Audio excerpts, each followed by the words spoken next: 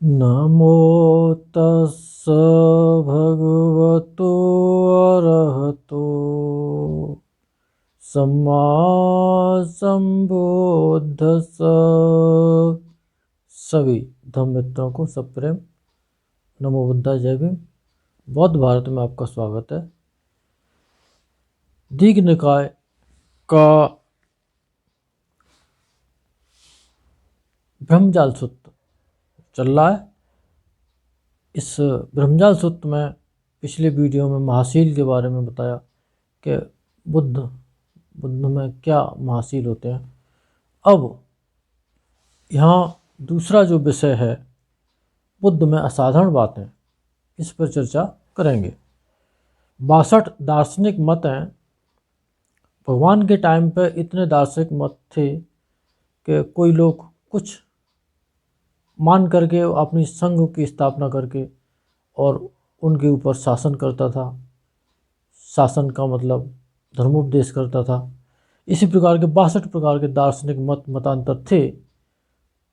वो उनके बारे में विस्तार पूर्वक जानकारी मिलेगी। भगवान भिक्षुओं को संबोधित करते हुए कहते हैं, भिक्षुओं, इनके अतिरिक्त यानी कि अभी जो पीछे बुद्ध में जो साधारण बातें थीं, आरंभिकशील और मध्यमशील, है ना, महाशील, ये इनके अतिरिक्त और दूसरे धर्म हैं जो गंभीर, दुर्ज्ञेय, दूर, निबोध, शांत, सुंदर, अर्थ कावचर, जो तर्क से नहीं जाने जा सकते, बिना अनुभव के नहीं जाने जा सकते, तर्क से नहीं जाने जा सकते, निपुण और पंडितों के समझने योग्य हैं, जिन्हें तथागत स्वयं जानकर और साक्षात्कार कर कहते हैं, जिन्होंने स्वयं उसका साक्षात्कार कर लिया है, जान लिया है, देख लिया है, परख लिया है, तब वो कहते हैं। और जिन्हें तथागत के यथार्थ का मतलब सत्य गुण को ठीक ठीक कहने वाले कहते हैं। अब यहाँ से शुरू होता है आदि के संबंध में 18 धारणाएं। भिक्षुओं, वे कौन से धर्म हैं, यानी कि जो गंभीर हैं, दुर्ज्ञेय हैं और शांत हैं, सुंदर हैं, जो जिन पर तर्क काम नहीं करता, वो भिक्षुओं कितने ही श्रमण और ब्राह्मण हैं जो 18 कारणों से पूर्वांत, कल्पिक, आदिम, छोर वाले मत को मानने वाले और पूर्वांत के आधार पर अनेक केवल व्यवहार के शब्दों में प्रयोग करते हैं। वे किस कारण से, किस प्रमाण के बल पर पूर्वांत के आधार पर अनेक व्यवहार के शब्दों का प्रयोग करते हैं, कोई उनका आधार नहीं है। भिक्षुओं कितने ही श्रमण ब्राह्मण नित्यवादी, यानी कि संसार में कुछ परमानेंट है, इस तरह का शाश्वतवाद, जिसको शाश्वतवाद भी कहते हैं, नित्यवाद भी कहते हैं, जो परमानेंट है उसको कहते हैं, जो 4 कारणों से आत्मा और लोक दोनों को नित्य मानते हैं। वे किस कारण से, किस प्रमाण के बल पर आत्मा और लोक को नित्य मानते हैं, इसका कोई उनके पास सबूत नहीं है। शाश्वतवाद, ये शाश्वतवाद के बारे में बात कही, तो अब शाश्वतवाद पर चर्चा है। भिक्षुओं, कोई भिक्षु संयम, वीर का मतलब दृढ़ पराक्रम, अध्यवसाय, अप्रमाद और स्थिर चित्त से उस प्रकार चित्त समाधि को प्राप्त करता है जिस चित्त समाधि प्राप्त चित्त में अनेक प्रकार के, जैसे 100, 1000, लाख, अनेक लाख पूर्व जन्मों की स्मृतियां हो जाती हैं। मैं इस नाम का, इस गोत्र का, इस रंग का, इस आहार का, इस प्रकार के सुखों और दुखों का अनुभव करने वाला और इतनी आयु तक जीने वाला था। इतनी सारी चीज़ों को वो हर जन्म के बारे में जानते हैं। सो मैं वहाँ मरकर वहाँ उत्पन्न हुआ और वहाँ भी मैं इस नाम का था और इतने साल वहाँ जिया, इस तरह का खाना था, इस तरह का व्यवहार था, इस तरह की ये चीज़ें अनुभव। सो वहाँ मरकर यहाँ उत्पन्न हुआ।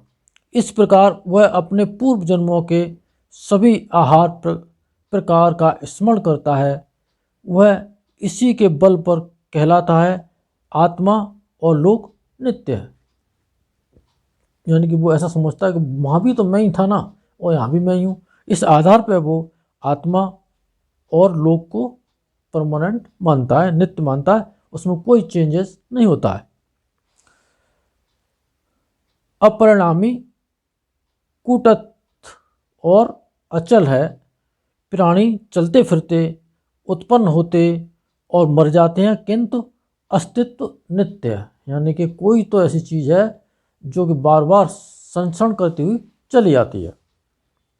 सो कैसे? मैं भी उस प्रकार की चित्त समाधि को प्राप्त करता हूँ जिस समाहित चित्त में अनेक प्रकार के पूर्व जन्मों की स्मृतियाँ हो जाती हैं। अतः ऐसा जान पड़ता है कि मानो आत्मा और लोक नित्य है। भिक्षुओं, यह पहला कारण है जिस प्रमाण के आधार पर कितने श्रमण और ब्राह्मण शाश्वतवादी हो आत्मा और लोक को नित्य बताते हैं और अपनी रोजी रोटी चलाते हैं। वे किस कारण से और किस प्रमाण के आधार पर आत्मा और लोक को शाश्वत मानते हैं?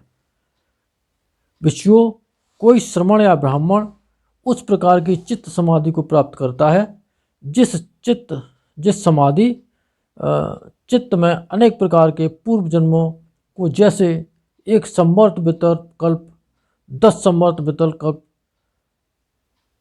मैं इस नाम का था, इस गोत्र का था, इतनी साल जिया था, ये मेरा भोजन था, इस तरह से हर एक चीज़ के जो जीवन में घटना, बड़ी बड़ी घटनाओं को जानता है, देखता है।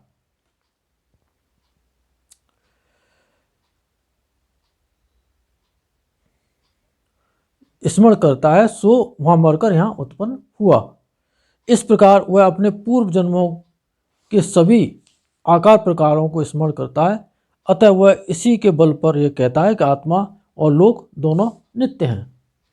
प्राणी मर जाते हैं किंतु अस्तित्व नित्य है। सो कैसे? मैं भी उसी प्रकार चित्त समाधि को प्राप्त करता हूँ। यानी कि भगवान इसका खंडन ऐसे करते हैं कि वो चित्त समाधि तो मैंने भी अपने चित्त समाधि को मैंने भी प्राप्त किया है और अनेक जन्मों की जो अपने जन्मों को याद किया है और उस याद करने पे सब कुछ वहाँ पर क्या क्या पूरी घटना घटी थी, किस नाम से थे, वो सब जानते थे भगवान।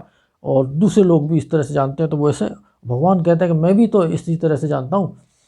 जिस समाहित चित्त में अनेक प्रकार के पूर्व जन्मों की स्मृतियाँ हो जाती हैं। अतः ऐसा जान पड़ता है कि मानो आत्मा और लोक नित्य है। ऐसा लगता है, यथार्थ में ऐसा नहीं है। भिक्षुओं, यह दूसरा कारण है। नंबर 3, तीसरे, वे किस कारण से आत्मा और लोक को नित्य मानते हैं? भिक्षुओं, कोई श्रमण या ब्राह्मण उस चित्त समाधि को प्राप्त करता है जिस समाहित चित्त में अनेक प्रकार के पूर्व जन्मों का स्मरण करता है, जैसे 10 संवर्त वितर्क, यानी कि और पुराने 40 संवर्त वितर्क मैं इस नाम का था और वहाँ से मरकर यहाँ उत्पन्न हुआ।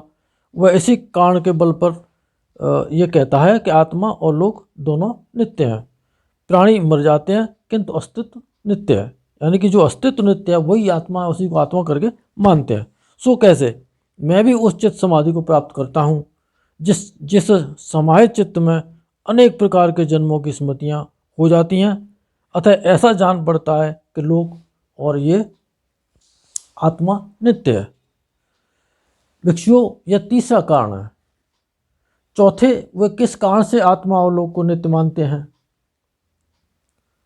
ये जो चैप्टर बड़ा है लेकिन थोड़ा सा इसमें विषय में बचा है, वो पूरा कर देते हैं। भिक्षुओं, कोई श्रमण या ब्राह्मण तर्क करने वाला है, वह अपने तर्क से विचार कर ऐसा मानता है आत्मा और लोक नित्य हैं, प्राणी मर जाते हैं किंतु अस्तित्व नित्य है, वो नहीं मरता। भिक्षुओं, यह चौथा कारण है। भिक्षुओं, इन्हीं 4 कारणों से शाश्वतवादी श्रमण या ब्राह्मण आत्मा और लोक को नित्य मानते हैं। जो कोई आत्मा और लोक को नित्य मानते हैं उनके यही 4 कारण हैं। इनको छोड़कर के और कोई कारण नहीं है, 5वां कारण नहीं है। तथागत उन सभी कारणों को जानते हैं, उन कारणों के प्रमाण और प्रकार को जानते हैं और अधिक भी जानते हैं, उससे भी अधिक जानते हैं। जानकर मैं भी जानता हूँ, ऐसा अभिमान नहीं करते। अभिमान न करते हुए स्वयं मुक्ति को जान लेते हैं। वेदनाओं की उत्पत्ति, समुदय, अंत, आस्वाद, दोष, यानी कि जो इन धातुओं के आस्वाद हैं उनको जानते हैं, और फिर आस्वाद के कारण जो दोष हैं उनको जानते हैं। निराकरण को ठीक ठीक जानकर तथागत अनासक्त होकर के मुक्त रहते हैं। भिक्षुओं, वे धर्म गंभीर, दुर्ज्ञेय, दुर्निर्बोध, शांत, उत्तम, अतार्क व चर, जिस पर तर्क नहीं चले, निपुण और पंडितों के समझने के योग्य हैं, जिन्हें तथागत स्वयं जानकर और साक्षात्कार कर कहते हैं, जिन्हें तथागत के यथार्थ गुणों को कहने वाले कहते हैं, जिसे तथागत के यथार्थ गुणों को कहने वाले कहते हैं। ये शाश्वतवाद का विषय यहाँ समाप्त होता है। इन भगवान के इन सत्य वचनों से आप सबका मंगल हो, भला हो, कल्याण हो, संसार के सारे प्राणी सुखी हों। साधु साधु साधु।